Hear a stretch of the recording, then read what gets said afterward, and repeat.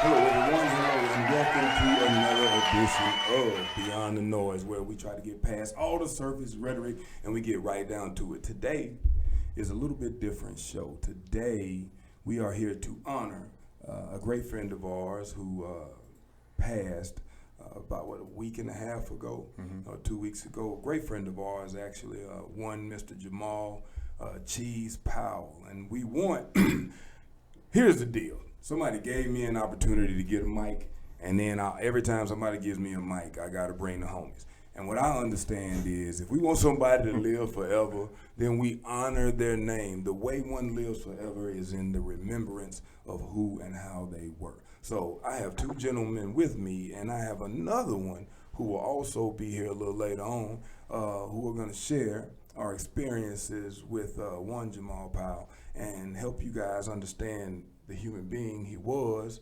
and who he is in our hearts.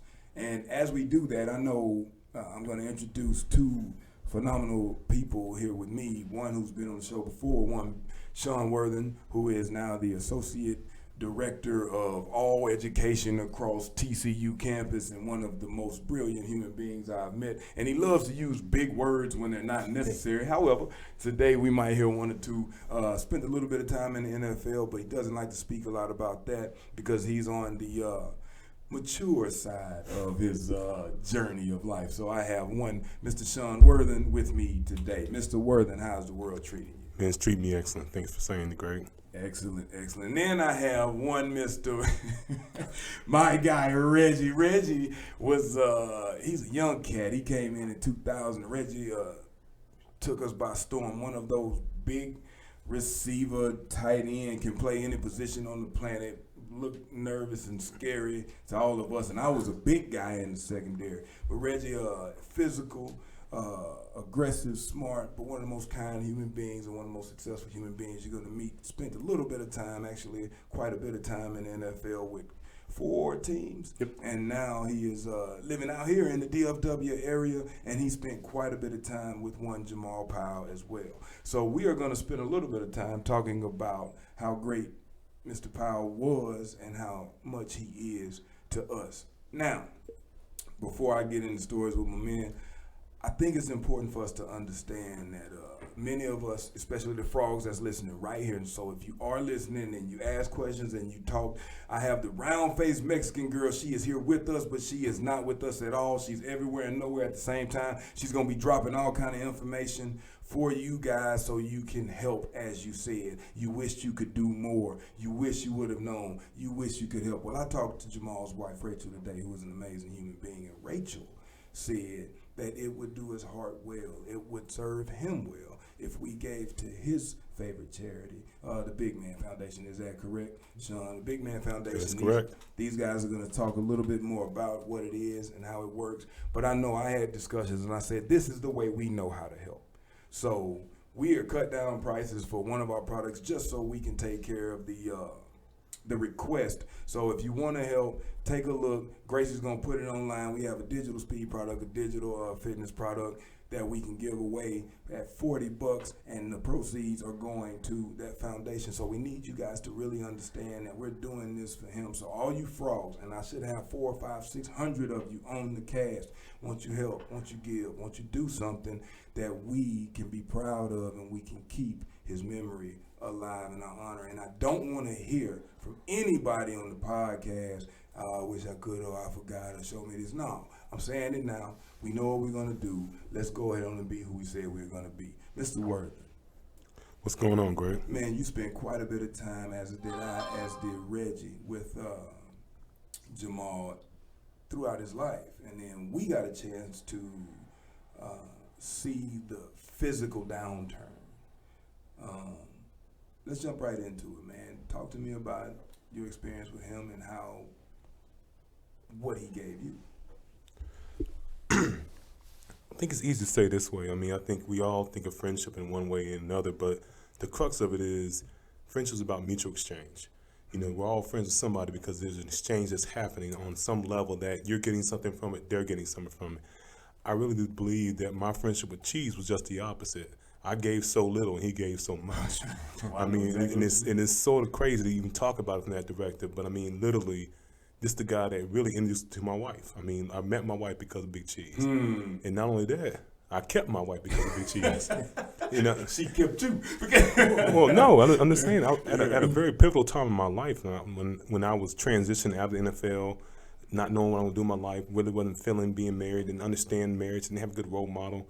Actually, Cheese had just moved on from Tennessee, came down to Texas, and so That's right. he ended up staying with me for about a good 7-8 months, staying with my family and I. And during that time frame, that man truly, like I said again, came into my life, gave levity, gave joy, gave and gave knowledge and basically happiness that permeated throughout my home, that allowed me, myself, my wife, my nephew, who was there with us at the time, to really experience something different in our relationship, other than the stress of being young and being married, the stress of trying to find our ways, the stress of me retiring from the NFL, not knowing what was next, and taking all that away for a moment and allowing me to really just focus on what was important, which was loving the heck out of her, loving my nephew, and being the best friend I could be to somebody like that. And I'd say Jamal didn't have to stay there. He could have stayed in the hotel right across the street from the facility, but he chose to stay with me, I was literally 30 minutes away from the facility. He'd come down every day, and basically we just had a grand old time. But the cool thing about that is, too, I got to meet Rachel when they first started dating down there in the Houston area. So, I mean, it's one of those things where I'm thankful, I'm blessed with, and I tell that story, it always comes with a smile, because I realize now that, my wife, who we are forever entwined, there's always going to be, in that entanglement that we have, there's always other threads that come in and really hold it and bind it well, and Jamal's one of those threads. Man, that is awesome. I don't know if I can let you talk for me, man. You be killing me with all this info. How do you follow that? I gotta ask you something though, man. With him being a part of that, did he teach you a lot of things by listening or telling? Because I learned so many lessons from him, listening to what I had to say and literally asking me a question about what I said, like making me flip the mirror on all the information I would give. He'll go, well, G, I heard you say this, but have you looked at how you handled that situation? Man, critical examination is what he Yes. made you do. Yes. He reflected. Like I said, he said, point the mirror back on you, but made you reflect critically on what you were saying, what you were doing, what you were believing, to the point in time where you had to walk your own walk. Yes. I think that was super important for me. Like, I spent a lot of my time with my man Jamal, and we talked a lot. I mean, a lot. And honestly, another big reason for me to get on my health journey was Big Cheese. Really just us talking, and he'd be like, Black, man, you can't get any bigger. And we had that conversation, man, and we talked, and we talked, and I mean, you start thinking about it from a perspective of, we only have so much time on this earth, and we got to cherish it in the way that we can. And basically, for me, I was disrespecting the time that I was given, while my friend on the opposite end was losing time. Yeah. And I mean, that made me really think about, me not just being selfish, but not using the gift of time that I had, and it was afforded, hopefully that I'm afforded at this juncture.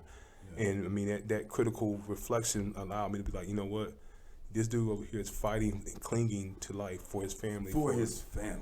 Yes. And I'm over here giving life away for myself. Mm-hmm. And that to me was just too much to handle, and I think it's really a big reason why, and I mean, not fit. I mean, I'm still a long way from my journey, but one of the reasons why I've been really critical about changing my lifestyle and changing the way I see fitness and health, and that being basically a continuum versus a cycle. Yeah, that makes sense. Perfect sense. So he gave you some understanding of endurance and longevity.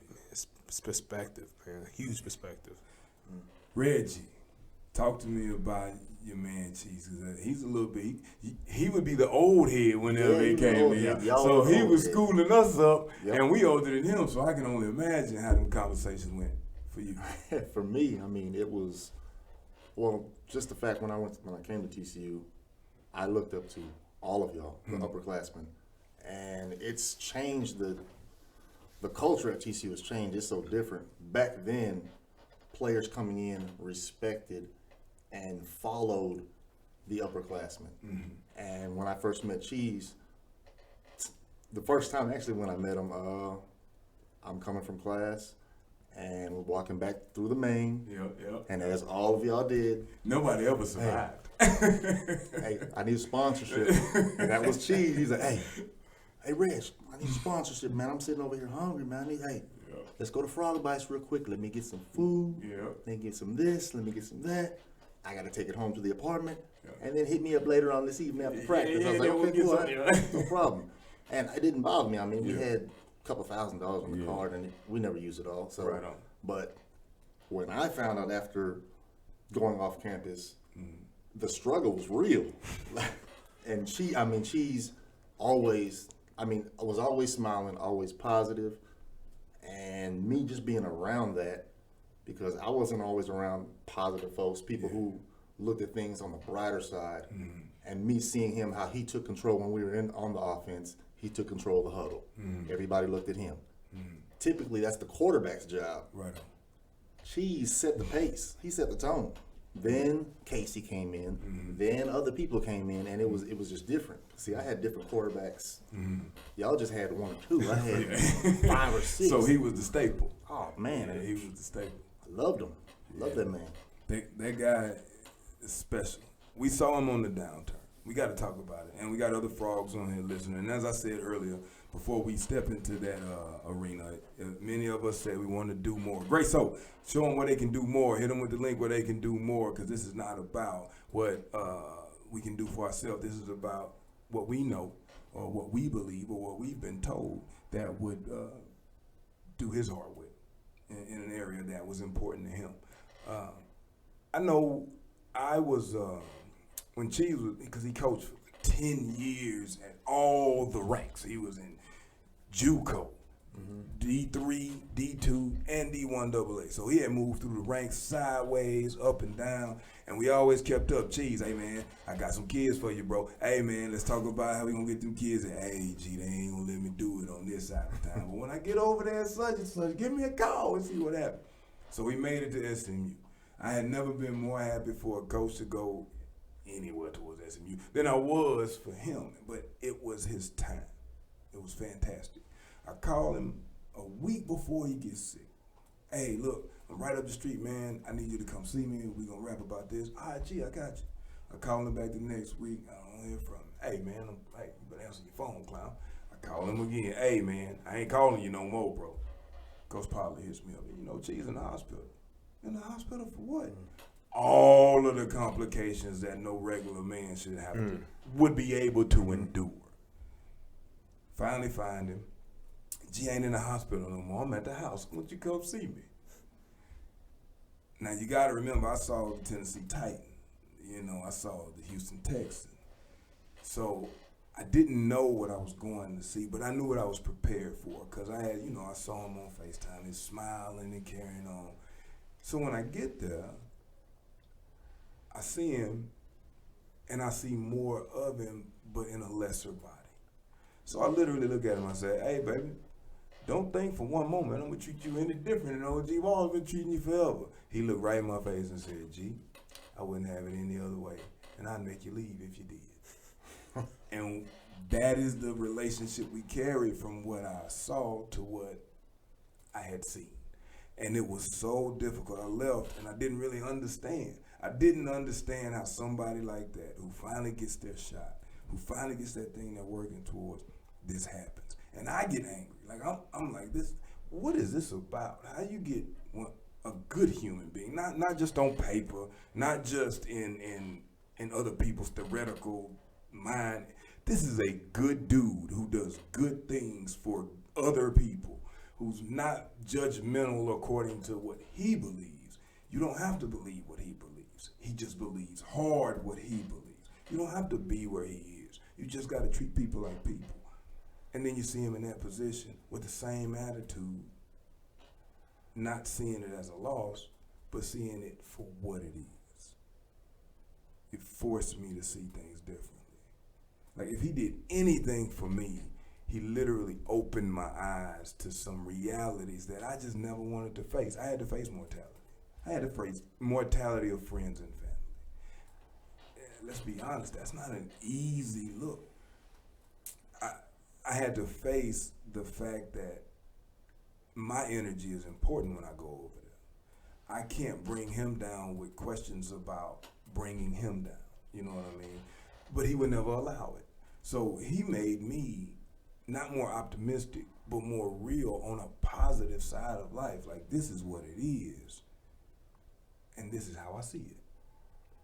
So I had to learn that, hey, when I go see my guy, I see more of him and less of his physical. It just made us so much better. Does that make sense? Makes perfect sense.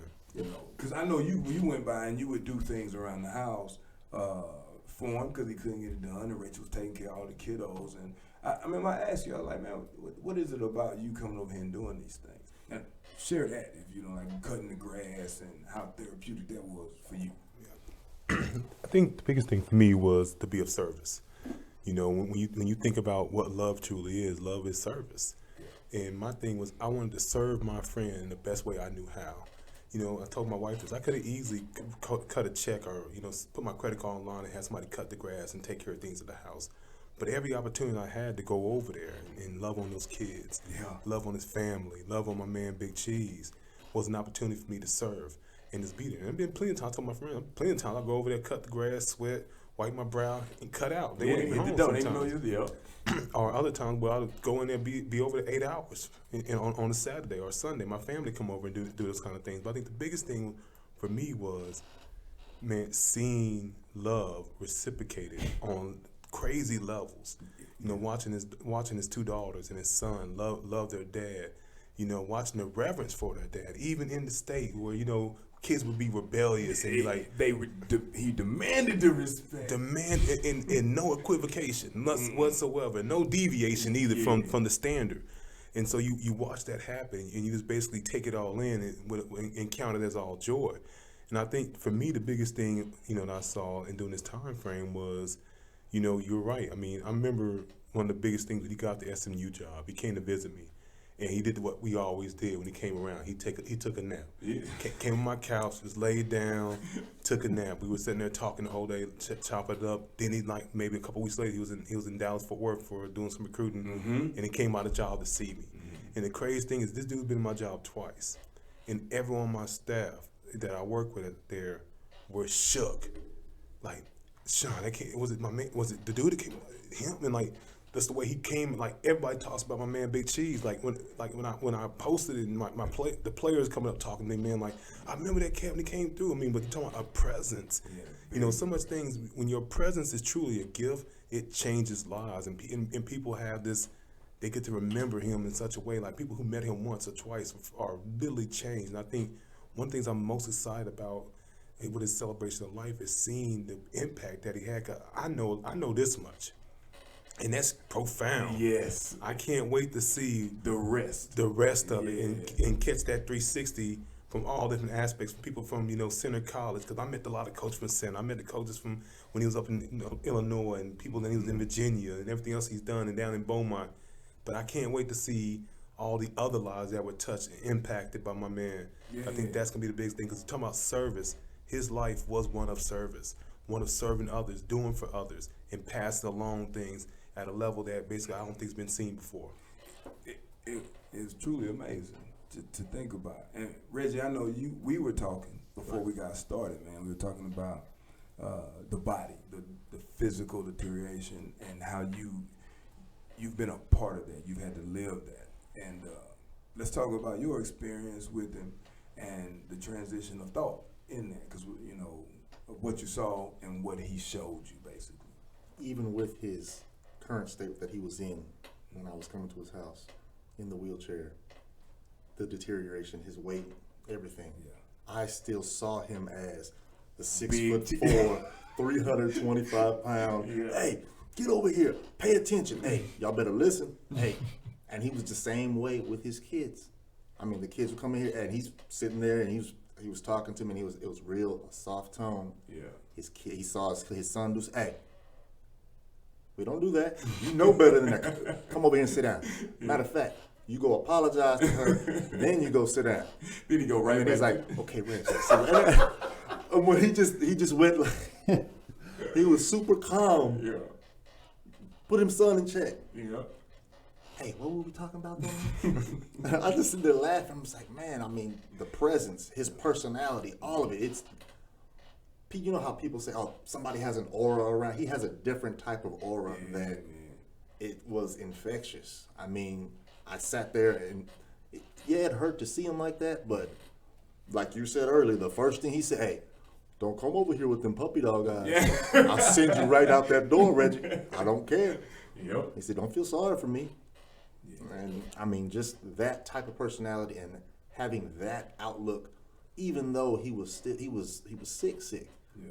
I mean, that's different. That's a different type of person to be able to do that and to carry himself on in that manner. I mean, because I was heartbroken. Seeing him like that, I mean, just seeing anybody, especially a friend or a teammate, but the way he moved forward, Absolutely. fearlessly, Absolutely. unwavering his faith, his love for his family, and like you said, all the service, everything that he did, his coaching, he did it at a different level. It was so different on the level. Different level. It was almost like he was preparing you. Yeah. Preparing you for what he had coming up. It was almost like he was showing you the things that we couldn't see when we was younger. Like, this is who I've always been. I just got a chance to be brighter at it. You know what I mean? Chief, I don't really have a football story with Cheese, except in 1990, what was it, 98? When did he play Air Force, 98? 98, In 99. Yeah, in 98, we was at home. That was the year they were, what, 9 in the nation or whatever. And we got down to the last few minutes of the game. Of course, I'm telling the story because it's me, baby. I made the play. But but you know, they tried to make a throw on 4th down. Old Walls came out of nowhere and did what he did. But anyway, that ain't the moral of the story. The moral of the story is, I know you remember the bat down on the 4th down when I ran down to the sideline, jumped in the air, and guess who was there to catch you, boy? Big Cheese. There's still another part of the story you're missing, though. No, I was Air Force. I dominated in that game. I was player of the week. Don't try that. That was OU was the week for OU. Great pressure. Yeah.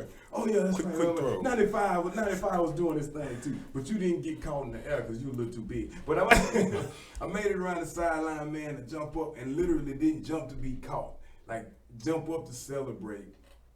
His arms are landing. Big Cheese. Hey, G, I already knew. I don't even know why you celebrating like that. That's the dude he was, man. He was that guy that gave you that fatherly perspective. You know, and he was the young cat. You know what I'm saying? So even when I was going over there, because I was going over there, I was helping with his physical therapy stuff. And honestly, like I told you, Sean, Reggie, it wasn't. He did so much more for me than I could have ever done for him. I literally was going over there at random times and be like, "Hey man, you ready to go do this today?" Just to have the conversation. You know, the exercise was a front. My bad, Rachel. I was going over there just to have the conversation because you're right, man. He taught me about not judging and how you can love at different levels. Like, it ain't gotta be black or white or he's this or he's that. It's a whole bunch of gray, and your gray is based in what you believe and how you treat people according to what they believe. And I learned that literally through lines of question. Oh, gee, why do you think they responded to you like that? Well, listen to how you saying what you say to me. How would you take it? So I'm getting in the car like, man, if God dog right. Am I lying? You're in the car mad because he done pointed it all out to you, and then you call him, say, "Man, I really appreciate that conversation, man. I really appreciate you showing me some things that helped me. It helped me in my last conversation with so-and-so." So in that, what kind of things did you learn about you, other than the resilience that you saw in him? But what did he show you about you that you couldn't see before? I know it's a tough question. It is a tough question, but I think I'm a liar. I lied to myself for a very long time and thinking that provision and protection were the only things that my family and my wife needed. You know, we talked about that for a long time. I mean, yes, that's beautiful. It's a great thing to provide someone. It's a great thing to give anyone. I think most people take that and be like, "I'll run with it." However, when you have the capacity to do so much more, why aren't you? And it made me challenge me to do more about, you know, dude, why you sit up at work all day? Why are you doing this? And challenge me, I mean, like, do I need to call Coach Patterson and tell him that you need to take your butt home? Yeah. I'm like, no, let's not do that. But I mean, we'll have those conversations, and like really, it kicked in a lot during COVID. I mean, like when I could leave the office at 4:30 or 5 o'clock. I did, and I raced home, and then trying to figure out what the heck to do when the sun was still up, and you had these extra hour or two to do things with the When family. you're not used to that. When you're not used to it, how do you make it work? But I think the biggest thing for me was basically, really looking at myself and telling myself what wasn't enough. Because again, growing up the way a lot of us grew up, it was all about how do we find the financial whereabouts to take care of ourselves or take care of our families, and that was the crux of the matter. But then, that is one part of the equation. But what about these other variables that are out there we're not accounting for, which is your time, your effort, your passions. What are you doing? How are you sharing the legacy that you're leaving with your family and moving it forward? And I think those are things that really challenge me on, and it really allowed me to be better for myself, better for my family, better for my daughter, better for my son, better for my wife, in a lot of different categories. So that was the biggest thing I learned during that time frame, is how to tap in to the source that I thought I was tapped into, and realized I was disconnected from. Yeah. Wow. Man, I'm tired of asking you questions. You're killing me. Now, that's fantastic, because he taught me. Reggie, I'm going to have you go next, but before I do, whoever's online now, Grayso, I have no idea how to make this online thing pop. Young You Bo. know that. So I need you to find a way to get the questions that I need to answer, or that the crowd has, or that the people have, on the Beyond the Noise page live, so I can read it and I can find a way to make sure that we answer them, because I know we can't just have a few people on. We got a lot of frogs out there, and we wanted to do something. You're trying to give back, so I know there is some information online that is going to give you information on how we give to a charity of his that he is near and dear to his heart. Now, before I go to you, my man Reggie, just walked in, Brent Springfield. Brent Springfield played with us as well. He's a 6A baseball coach. He played with the Pirates. He played with, turn your phone down, bro. He played with us at TCU at DB, and he is a great friend of Jamal Powell. So you're going to get your chance to talk about how he touched you and his growth. But Reggie, what did he teach you about you? Being patient and actually listening to your kids, not just boom, you tell them what to do and they're going to do it. You have to listen to them as well. They're people, and how he treated his kids. He's the father figure, but he listened to them. He let them speak. Hey, tell me exactly what you did and why you did it. Okay, now you need to do this and do this. You should have did this. Think about it before you do it. Just listening to him be a father. I love the football talks. Of course, that's always there. Absolutely. But me being a father, and I have 2 girls, and he's got 2 girls, he has 2 girls as well. I listened to how he was talking to his daughters and his son and his children, his wife. I love the being around him for the family aspect and seeing how he treated his family and spoke to them. He was firm, but always fair. Always fair. He would let you give me the full explanation, and then he would break it down to them in ways that they would understand, and they respected him for it. And just seeing that, like I said, while he was super, super sick, and he was super tired while he was doing chemo, his son was messing up. He got on him. Yep. And Tightened up. He straightened him out. Came over there. He said, okay, now give me a hug. Go back over there. Kiss your sister. Yep. Tell her you're sorry. And y'all go back over there. Go back upstairs, because me and Mr. Reggie over here talking. Yeah. And just being around that, I was like, man, I was like 100%. That's the model father figure that you see. I'm just like, wow, I said the sickness it didn't faze him. Right. It's amazing. Mr. Springfield, you spent quite a bit of time with Mr. Powell. As a matter of fact, same as all of us in this room. That's why we're all in here, because we are speaking to the person, not the football player, not the TCU Horned Frog, but the actual person. I want to say something before I go. You've been knowing me for a long time, so you know it's hard for me to keep if I feel a certain way, I got to say it. I think it's imperative that for everybody who's listening or watching to understand that these gentlemen are here because they know. they actually know Jamal. They know more than the nickname. They know more than the stats. They were there. Ask Rachel. They were there. So if you have any questions, any comments, or you think that you can make statements about what you don't know or things that should have or should not have been done, I need you to understand these men know. So if you got questions about the person and the way things are and the way things happen, they know. It's just these stories are real. This impact is real because we were there. We were really there.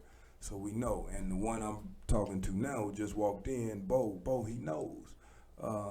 As a matter of fact, one of the few times that he got out, I was blessed and fortunate enough that he came out on this show. He was like, G, you know I want to go, but we got to ask Rachel. And then Rachel say no. I say, look, man, you know I ain't finna ask Rachel. I need you to ask Rachel because if we tag team this deal, she might say yeah. But just the trouble that he had to go through with a smile to get into the studio and just tell the story and speak about how he really is and how he felt meant the world to me. So we know. So, Bo, we're sharing experiences with each other and with the world. My question is, what did he teach you about you? Not through his example of, man, that's the way to do things, but what did he show you about you? Well, let me talk about how I first met Cheese and everything, and so, but you know, this starts us from day one, and you know, I told you before, you know, whatever I told the story, I was walking through campus and I saw him moving some stuff. I was like, "You need some help, bro?" You know, he was like, "Yeah, man, I need." And so, you know, I helped him move his stuff into the dorm. Yeah. You know, and everything, and so we move all the stuff in and everything, whatever. And so as we got done, Mama and them leaves. Bye, Mama. See y'all later. See y'all. You got. Yeah. So I said, all right, you got to move stuff. We're still in his room and everything. He's like, God, dog it. I said, what happened, dog? Man, I've got to ask my mama for some cheese. I said, money? You need some money? No, cheese for my sandwich. From this day forward, your big ass is named Big Cheese. I said, I don't care what nobody say. That was 1998. Your name is Big Cheese from this day forward. You know, and just understand, you know, it's from that time, yeah, and years later, you know, and I started coaching and everything. And Cheese would come by, you know, schools I'd be coaching at and stuff. Now, we always hang out, you know, we never leave, we go eat lunch, whatever, you know, and everything. And every time he come back, he was like, man, Bo, I hate your ass. Like, what, man? He's like, my name is Cheese. I said, my mama named me Jamal Pie. He said, everywhere I go, everybody call me Cheese. He said, I'm gonna tell you what, but if I don't know them and they call me Cheese, that's their ass. He's straight up. He said, my name is Jamal Pie. Do not call me Big Cheese. If you ain't my friend, you cannot call me Cheese. Just like that. Just like that. You know, and so it's just, you know, but that lets you know that his level of acceptance don't go far. His You don't accept he don't, the he BS. don't mess with you. He don't mess with you. You know what I mean? And that's just him. You know what I mean? He's always been that, but he's a lovable guy. He's always approachable. He was always had a smile on his face, but he was real. You know, and you don't come across people like that every day. You know, and from the time I met him, he was always real, and you know, and that's why we always got along. That's why we always like y'all boy, you know. And he was just, that's just him. And you know, this was a tough thing because I seen him, and you know, it was probably, you know, he came and see me, and we went to lunch, and you know, he was coming back and everything, and I'm probably about 3 weeks later. Story ain't changed. Bam. You know, and it hit him. And I mean, the only way I knew about it is because Travis Frederick had just been diagnosed with that same disease from the Dallas Cowboys. That's the only way I knew what Guillain-Barré disease was. Had no clue. Yeah, well, it's hell. Yeah. And I never knew what it was. And then Cheese caught it. And so when I was talking to him, called him. I said, and he told me about. He said, "Oh, just think about this." He said, "Think about, this. It sounds funny, but we really think about it. It's not, because he said, just think about you sitting on the toilet for like hours, and then you stand up. You know how your legs feel? Your legs just feel like they're numb and just not, you ain't got no legs." He said, "That's how I feel all the time." That's when it first hit him. I was like, dang. And so, and there was a lot of things, and I would talk to him and everything, and it's just a level of deterioration that you had to go through, that you see, this big, husky man of a man, just break down in front of you, and so once he got wheelchair bound, and everything, and he started losing weight and everything like that, I started, and he was over there, and we would go by, and I would see him, and I'm gonna tell you, man, and I heard you guys talking about his kids. I don't know 3 greater kids on this earth. And so me and G went by there today, and I'm telling you, they just lit up. Every time they were always smiling and happy, and hi, Mr. Boy, and come do this, come. Telling my back hurt from them piggyback rides too, man. It was all the time. Ellison Mirage. She will give you the. Man. I'm talking about you come out of there. But at the same time, you gotta attribute that to Cheese. Yeah. Because you could have been as solemn as hell in that house. Mm-hmm. You know what I mean? There's no doubt about it. But he wasn't allowing it. He was not allowed. He wouldn't allow you. When you walk in that door, boom. You better put it on. He had the biggest smile on his face. It was all the time. You know what I mean? And so, but he impacted me, and he talked to me about death, and and we talk about it, and and everything, and how, and I remember when me and LT went and seen him, and LT asked him, about his mental state, and and he told him, this was the week he died, and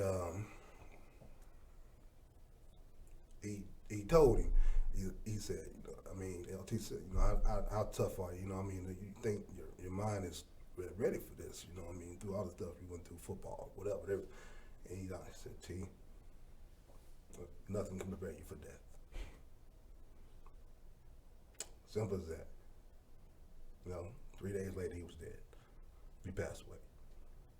And so it was very surreal. It was very, I had to get up and walk out. It was just that kind of conversation where, you don't want to go through, but, he needed it. You know what I'm saying? You could see it. And because if he didn't need it, he wouldn't have allowed you in that room. He wouldn't have allowed you in the house. He didn't have to do that.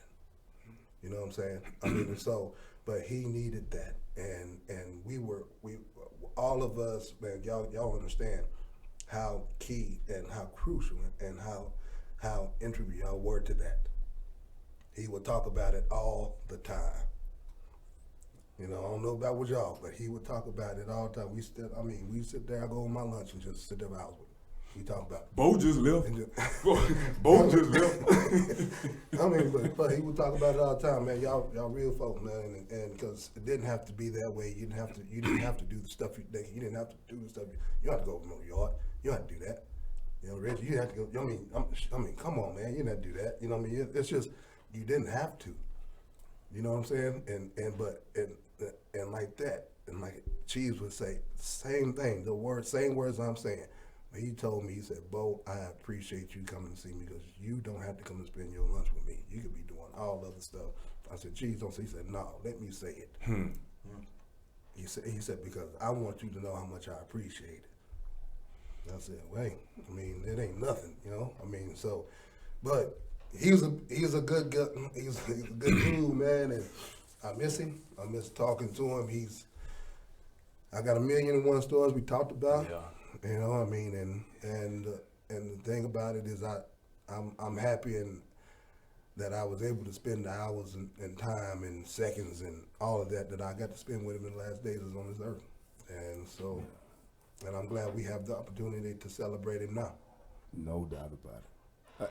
Listen, as I said earlier, you want to do something for him, then we have a chance. Look online. Gracie will send you the information. Proceeds are going to a charity. Many of the proceeds are going to his favorite charity, Big Man Foundation. Let's make sure we do that. You know what he taught me about me? It was okay to be afraid. Like, you ain't a sucker because you're afraid of something. It was okay to face your fear the way you see it. I used to be like, nah, geez, I ain't worried about that. I can maneuver like this. I'm like, G. You know? Come on, man. Like, yeah, man, I'm scared. Well, now you can get somewhere, G. Thank you. You know, thank you. He showed me that it was okay. Like, you don't always have to know what's next. You don't always have to have a plan that you think's supposed to go your way. You don't always have to worry about what other people are gonna think about your situation if you're in one. You just gotta be okay with it, move through it until you find an answer. And he taught me that all the time, and that was in his quote, well, geez, what you think about this? Well, G, the way I'm seeing you see it is you think you're responsible for all of these things. Why do you think that? Well, if I mess it up, man, I mess it up for a lot of people. Why don't you get those people to help you? Get out of my face, man. You know, he showed me you don't have to be afraid because you don't have to do it. You just need to get it done. And I couldn't see it because we were over there helping him get it done. We were doing it while he was getting it done. He was just showing it to us. He gave us a chance to see the thing that we ran from. You know, he gave me a chance to be okay with messing it up, like he really did, because he showed me some of that stuff wasn't even important. It was only important to me. It wasn't even important to the people that I thought it was important to. It was about me. And anything I do about me falls apart. And I told you that today, like, I was like, anything I do about me, you know, Andre said that, and then she drove it home. Hey, man, you know, what you doing it for? What's the purpose of it? Who's helping you with it? Well, why you feel so responsible? Ego. Why you so afraid? And I made it about me. If I do this, we can do this. Go get it done. You know what I mean? Just go get it done. So when you're dealing with a human like that, how can you not look at yourself? Not the whole is starving children in Africa feeling, you know what I'm saying, or be glad you got legs, or some people ain't got what you got. Not that, not the comparable, you know, not I'm standing up and he's in a wheelchair. Not comparing my life, but looking at my life the way I see it and then the way it actually is. Looking at what's important to me and then what's actually important. I learned from him, people get you further than things. People get you further. He couldn't do anything, but everything got done. Because of the way he treats people. If you can't learn that lesson, you can't learn nothing. I look at it, who's wiser, the shepherd or the sheep? No doubt about it. And you start thinking about it, yeah, the shepherd has a lot of flock, but the sheep has outsourced 100% of their problems.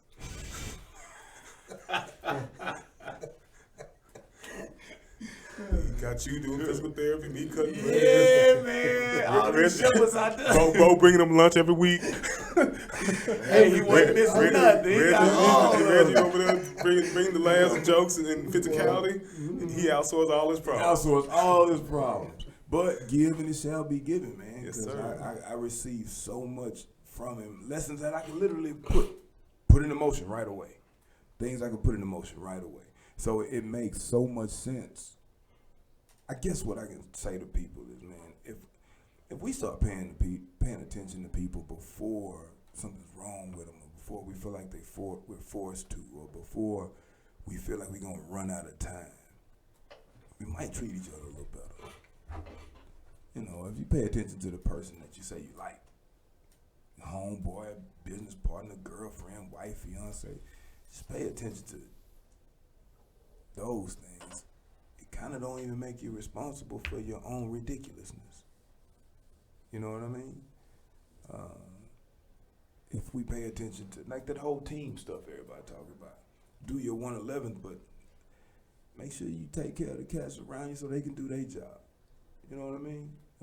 Make sure they understand what you're really trying to get accomplished. And that, although you have an angle, the angle is for everybody. He didn't get you to come cut the grass. I need everybody to understand that. It ain't, and you didn't feel obligated. Never. It was a service. He didn't force me. Gee, you're not gonna come do the exercise today. I did it for me. But it wasn't about me. Anything I do that's about me don't work. It was so good for me that it was about him. That it was, the way I felt was about what he allowed me to do. So I take that everywhere now.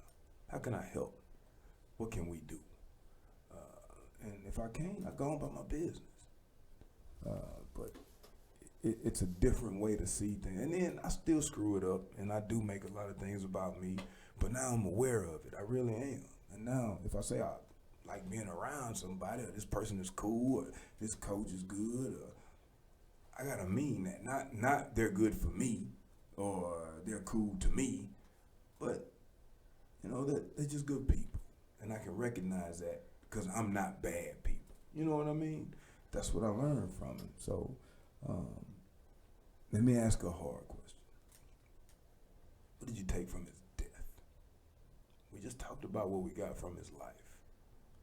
What did you get from his death? Sean? While life may be fleeting, our responsibility is not. We got a lot of responsibility to continue on his legacy, do a lot of things that he was doing, to his family, and continue to serve. I mean, literally, I saw Rachel on Saturday. Saturday.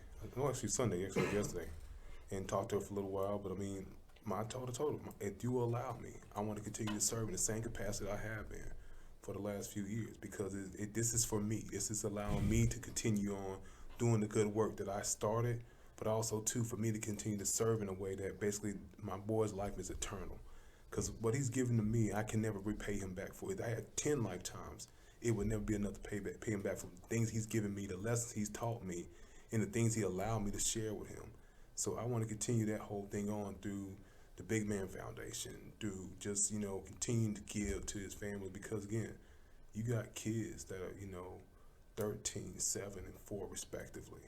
And, for them, the life of their dad is not going to be just seen in the memories for the last 2 years, but what they're going to see from us, for the next 20 years. How we show up in their lives, how we show up in them, not forceful, not like on the occasion, on the honor his birthday. I'm talking about on a day-to-day, day in and day out basis, how we show up in their lives is how they're going to remember their father. Because basically you are remembered by those who love you the most. What, Reggie? What did you learn? You want me to follow You that? have to. Step your game up. Now, just to add on to what Sean was saying is the service. I mean, just listen to what everybody's sitting here saying, what he did for each one of us, what he did for you. He helped you. He's laying there withering away, but he's still asking you questions about yourself. About me. About all of us, for all of us. And everything was always, he did this right here. It can't, we're sitting here looking at him. It's doing this and it's going right back at you. Yep. And he's asking you questions and you're sitting there thinking about it. It's like, man, this man's really did he really just say this? Yeah, he did. He's making me think about what my faults are and what I can do to change this. And he's telling me, hey, you need to do this. Calm down, be patient, relax, think about it before you say. He said, because Reg, you always pop off. You gotta calm down. You gotta, take your time on stuff. I said, okay, I got you. He said, see, right there, you just said, I got you. Yeah. You don't want to hear it. He's telling you what you don't want to hear. And slowly teaching you, okay, it's okay. Just relax, take a deep breath, think about it before you say it. Don't get mad. And just, stuff like that. I was just like, man, I don't want to hear that. I didn't want to hear it. It's like, man, Cheese, come on, man. He said, hey, I'm going to tell you, I don't care. Yeah. And that right there, the service, still giving. He's sick here. He's sick, and he's still giving. All of it. Helping all of us. All of us. He was giving all of himself for all of us.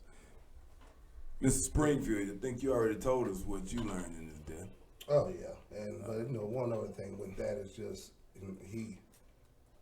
have y'all ever had anyone to literally stop you in your tracks and make you think? And so because one time when he was like, hey Bo, we was talking like Bo, how you doing? I'm like, shit, I'm cool, man, I'm good. He said Bo. He said, Bo, how are you doing? Like, how are you doing? Don't give me that, talk to me, you know what I mean? Like, and I mean, it just, I'm like, damn, Chief. It hit you a different way, man. Shitty.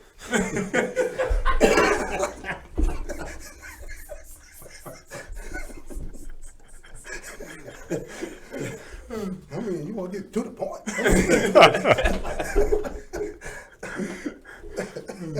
You know what I mean? So that's dope. You know what I mean? But yeah, it was like that. I mean, don't be that. You know what I mean? I need you to talk to me and be real with me, and and let me help you.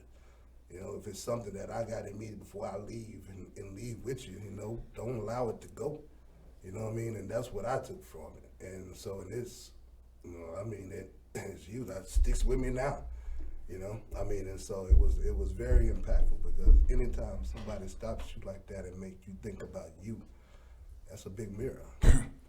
And so and that was a very reflective time, and it was good for us to talk, and it was good. I'm glad he did me that way. Yeah, really.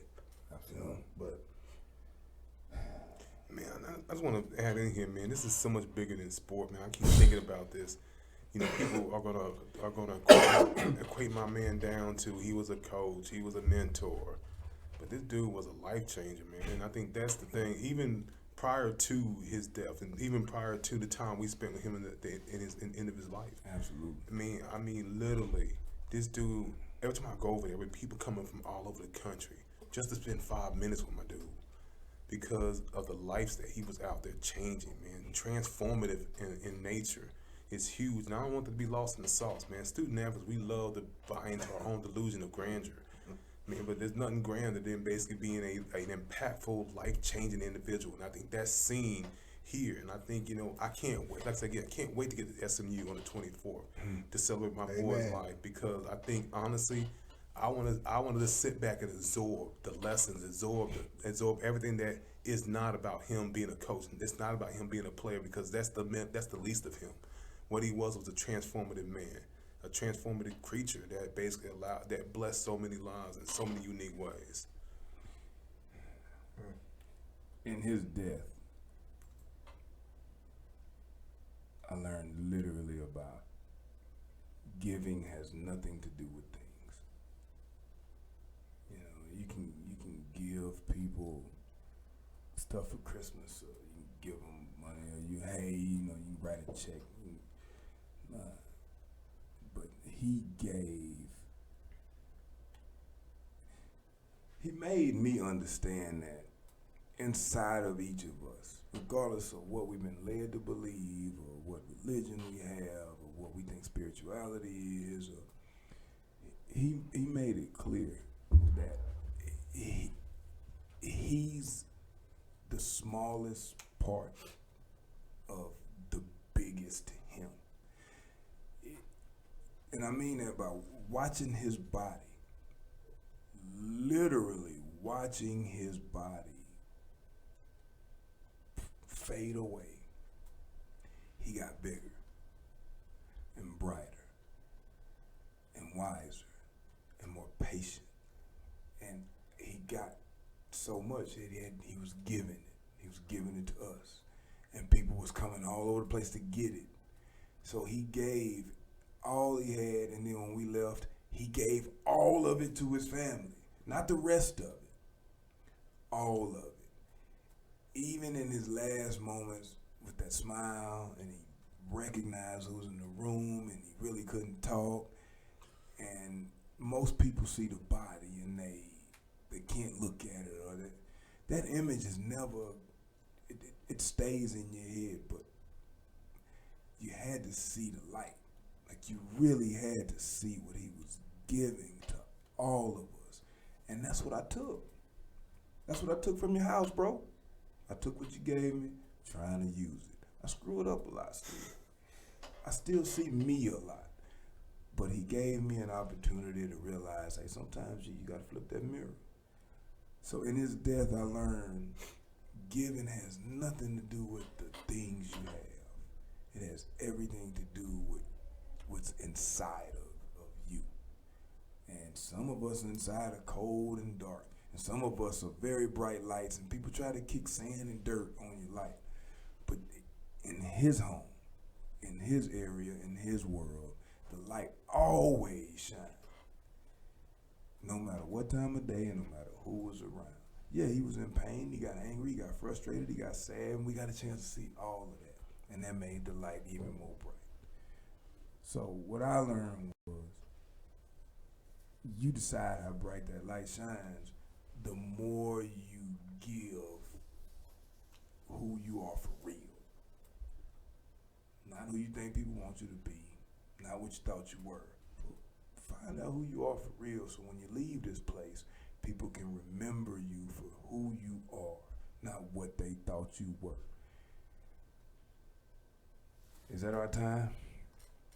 Anybody got any final closing thoughts? I think everybody should go online and give, as we talked about, but any final closing thoughts from any of you guys? Well, I just I would like to say this, Sean, just thank you, and thank you for putting that event together this week. I don't know how much you had in it. I got a text from you about it and everything, and whatever this weekend, I appreciate you putting that together and having something that we can get together and see people and everything. I appreciated it, and I know it was genuine, and I know it wasn't for clout, and I know it wasn't for, I did this kind of stuff. You know what I mean? If anybody else was to do it, I think differently. I appreciate you doing that from your heart and pulling that together and getting everything accomplished. Absolutely. Because at the end of the day, we all know that ain't what he about. And I'd be remiss if I didn't thank Coach P, because again, it was really a lot of his conversation, our conversations, that led to that event sort of going on, and really making it about a time for us to really have this time to decompress before, we head into this next chapter of what we're missing our friend and missing our boy. And I'm just so glad that we were able to all just get around each other. But I think really, I think something going to segue with what Greg was talking about beforehand is, it's something that we got to start checking ourselves and checking our health. Because we're all men of a particular age now. All of us. I'm 42 and you about 84. so Reggie's still in his 20s. Yeah, Reggie's still in his 20s, but I'm Dawn's 45. No arms, I need to get my arm. Man, we get my arm game up. I got the small sweatshirt. I got the smallest arms on the two. But I think the biggest man on the team. Yeah, I got to call you slim naked now. It is. But we got to all do a better job, man. Of really checking in and tapping into our health, man. I think that's the biggest thing I'm going to take from this much is, for years I've had dental insurance and health insurance, and I promise you my insurance company loves me because I never use it. I am their favorite customer because I'm paying full price and using about 2% of it. Unserviceable customer. Exactly. That's the kind of customer every company wants. Somebody who does not use their service but pays full price. No doubt. We really got, like I said again, as men of a particular age, we got to start taking care of ourselves, and so we got to draw attention to that. And that's something that, we're going to really try to build an initiative here at TCU, is to really start looking at health, because again, no other place do so many players stay in one place, in the DFW area. Right. And if we're not talking about it, we're not doing it, who else is going to do it for us? And I think that's a big thing. And so we're trying to put some things together, some initiatives together, to where our doctors, our team doctors, our partners come together to allow men and women who played at TCU to come back and get those questions answered, to get help, to find unique help. You don't have insurance, let's get you somewhere you can do something to where, because honestly, as a institution, as an idea, we want to serve people better and more long term, because again, we've lost too many teammates, and death's going to become a more more common theme as we continue to age every year. But the death should be being pushed off. I want to have more celebrations like this every year. And to the fact of the matter, where they got to will us all in, willingly and unwillingly will us in at that juncture and get it done. Because my man Big Maul deserves that, but also too, I think this is the light. This is the spark that will create inspiration for us to take it forward. And we don't do anything more. Let the four of us do more to vocalize our help and the things. Well, we're gonna do more than vocalize. We had a conversation with Rachel, and Rachel knows this. That this is very Rachel, his wife, is very near and dear to her heart. That she believes that coaches should be getting checked up every year in a real checkup, not just check your heart, put the thing in your ears, put the thermometer in your mouth, and go on about the business, but a real checkup, like they do the athletes each year. The coaches should go through a physical, and what we're gonna do at Performance Experience, myself, the team, Bo, Springfield. Hopefully, we can partner at some juncture with TCU and put on some kind of fundraiser or event or festival to bring awareness to what we're trying to get accomplished, to be able to help these coaches who affect these people's lives literally stay there so they could positively affect their lives. So we weren't just there. We're going to be here, and we're going to do things in remembrance of, and we're going to do things to be sure that his name lives on properly, so we can celebrate his life through the lives of others, because that's the way he would have wanted it done. So that's the way we're going to get it done. So with that being said, thank you for the extra 5 minutes, Kenny. Thank you for everybody listening. We're going to replay this. We need you guys to help as much as you say you're going to. So let's get that done. We'll see you next week. Big Cheese, we love you. We miss you. And we respect you. You can already see. Keep that light shining, baby. We'll see you next time. Good.